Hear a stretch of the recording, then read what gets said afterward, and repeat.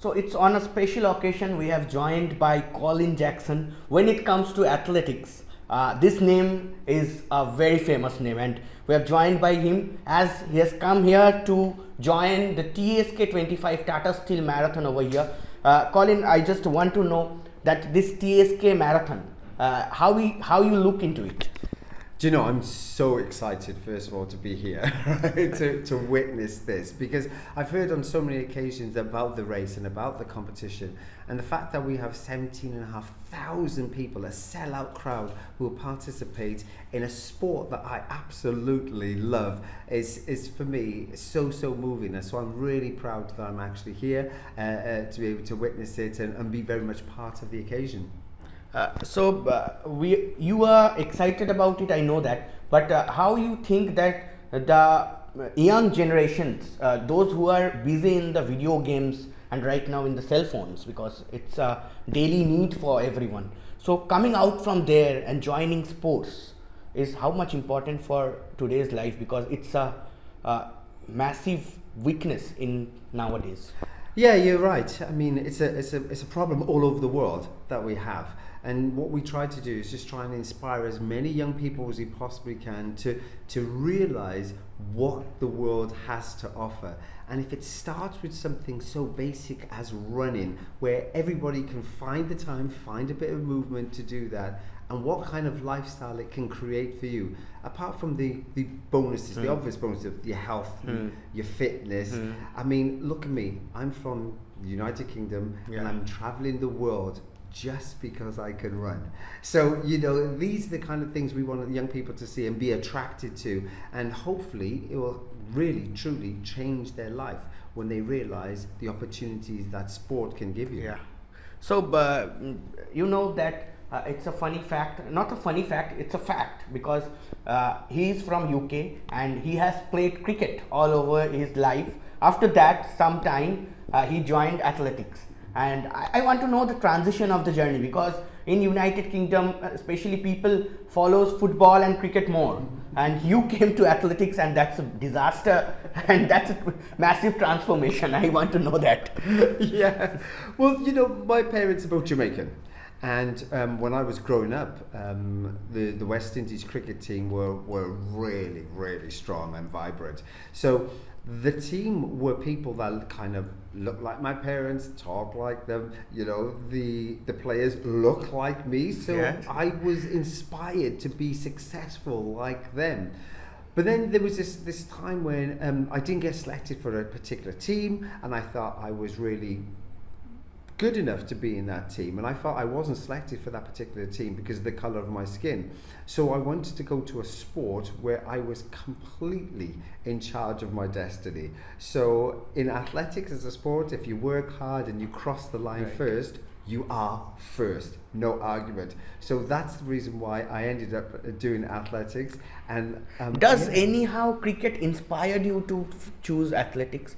Cricket inspired you? Well, in a way, I guess, because, you know, it was my first venture into, first of all, into, I want to say, into team sports where I was part of the sport, you know, and I was playing at a decent level. So it introduced me into the basics of being in a team. So it was really important part of my life, I had no regrets playing cricket. Colin, once I think it's better if you get a gold in Olympics and you have missed it, and maybe it's a sad part, but the way you transform the athletics is a very good lesson for every athletics right now. So you missed a medal. What do you want to say to others who are playing and trying for medals in Olympics? You know, you're absolutely right. You know, when you're a world leader, the best in the world at what you do, you expect someday that you will have that Olympic gold medal. But unfortunately for me, that didn't happen. And sometimes when you plan for things and it doesn't go right, it can really knock you, and your confidence can get low, etc. So for me, I would always say to people, remember One mistake doesn't make you bad at what you do. It just should give you a little bit more fuel to fight a little bit harder for the next time you have that opportunity to be a world beater. And I was fortunate, the following year I ended up winning my first world title and breaking a world record. So that was the best way for me to answer that. Colin, coming from your answer, that you have already, I think you have followed the World Cup, Cricket World Cup, and India versus Australia game, and people say that is it a mental block or is it something else, psychological block? Because coming into the finals, India has played very well. They have won 9-10 matches, and after that they have lost the final with Australia. And many people also do something good, but in finals, in some few mistakes takes them away from the medal, gold medal. They got to silver, they got to second position. What was that? How to break that stereotype? Do you know, it's really difficult, first of all, when when you're part of a team and you feel people are judging you as that team, because every single team member playing for India wanted to win that cup, not just for themselves, but for their nation, knowing that the nation would be so proud. So one of the most important things when you suffer a defeat like that is for you not to lose confidence in that sense, and for the nation still to support you, because if you feel that you're being supported, then the next time you come around to be in that position, you're more likely to be the particular champions.